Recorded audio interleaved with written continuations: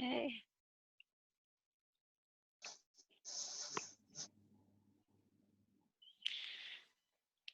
Okay, so today we did English for Specific Purposes, 4th lesson, and we looked at the homework that everyone had, which was looking at medical English.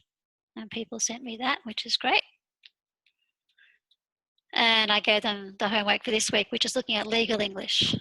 And we're having a discussion tonight about online dictionaries, which is all of this. And today we're doing ESP, but looking at needs analysis. So for needs analysis, the history of needs analysis, it started in 1926. Someone called White, in the book White, Michael West says that needs analysis, something that emerged as something we need to do to look at what students want to learn as opposed to what the course offers. The 1980s needs-based philosophy became popular. And according to Hutchinson and Walters, the most important characteristic of English for specific purposes is the needs analysis, which we need to do as a point to establish what syllabus or course design we're going to implement. The meaning of needs analysis,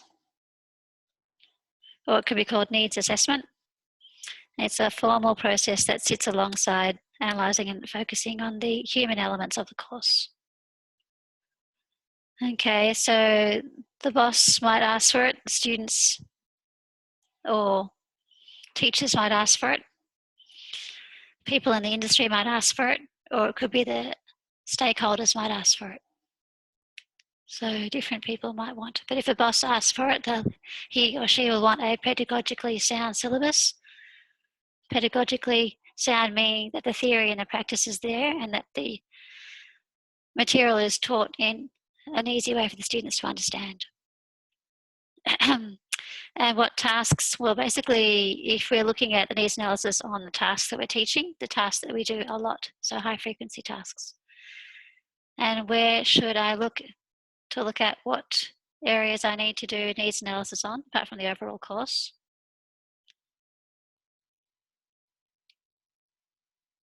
Well, look at the learner's work environment, meaning so the actual industry that they're going to be working in the future.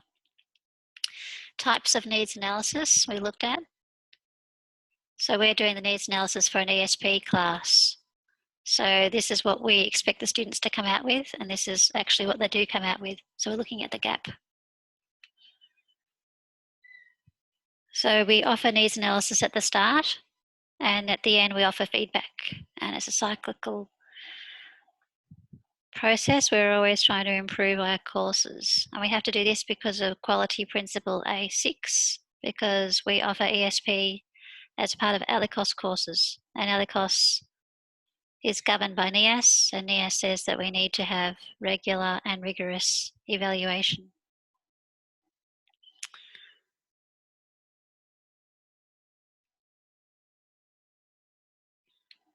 Okay, if you're running a business, you do SWOT. I don't think SWOT is necessary for ESP classes. If you're looking at the actual trainers for ESP, you could do perhaps SWOT, looking at the strengths and weaknesses of individual teachers, and opportunities and threats. But in an actual class, I don't think we need to worry about SWOT. And that's something as a director of studies or academic manager needs to look into. All right, so if we do needs analysis, we will know what students' individual goals are, their skills, their abilities. We can work out what gaps in training the staff that are teaching ESP have and what resources we need. And we'll know that we're fulfilling the NIAS requirements. Okay, some benefits is that we're improving our performance, better decision-making processes. You get a routine cyclical nature of curriculum design, feedback, and then before you implement again, do a needs analysis and then update where you see the gaps. Get a system of teaching. And you can constantly evaluate and check that what you're doing is on the right path. Okay. So basically it's needs analysis, course design, teaching, assessing, and then evaluating. We talked about that it could be proactive, that you decide yourself to do needs analysis. And that could be, if you are inside, that's an internal, or it could be external, someone from the outside decides that we need to have one. It could be a stakeholder, someone who has money invested in the RTO might say, not working there, so external. Or it could be reactive, that you get some bad feedback. And once again, internal or external. Yep. So yes, so example of summative, it's just games like this. We're sort of analysing students' work. You can do think, pair, share, classroom presentations, 1 minute speaking games. That sort of thing is summative, but formative is the formal testing. So depending on that, their results, if they're not so good, and when they get out there working in the workplace and we get bad feedback, then probably we can look at doing another needs analysis. Could be every couple of years.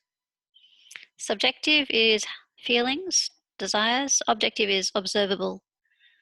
So if you're asking them about their subjective, you'd probably do in a questionnaire, rate 1 to 10. How happy?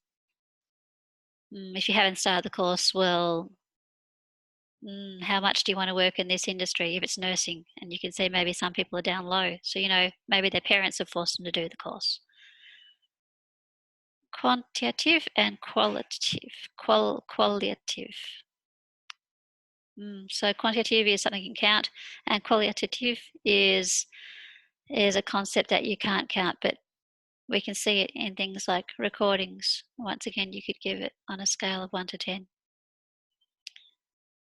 Yep. And last little bit, we did basically ESP tree. Well, it's the English language tree, so it includes ESP. And yes, we need needs analysis for all of these areas. SurveyMonkey we looked at, which is free. If you want to do a quick little informal needs analysis at the start, if your boss agrees, maybe you should talk to your boss first. Discuss, we talked about how it can be different. Here, for example, more sort of emails, formal register. Here is more understanding formal documents as well as having more of an empathetic tone with your patients. Nursing, it's more face-to-face dealing with people. This one, business, might not be so much. So you might have more role plays here, and here you have more writing business letters, for example. But once again, you do a needs analysis to work out when they're actually out there working, what haven't they achieved that they'd hoped to achieve? Is there something we can improve on? Yeah, and we're looking now at the NEAS page again, just seeing how early cost courses are going up a lot. Higher education means university. So if you've got a steep growth curve like this, then probably you need a needs analysis to work out what you should be teaching. Okay, and last little bit, what we did was abbreviations and then conclusion, saying that needs analysis is necessary, especially in an English for specific purpose course. Yes, I was going to give that homework, but I didn't in the end. I decided to give legal homework, which is this one.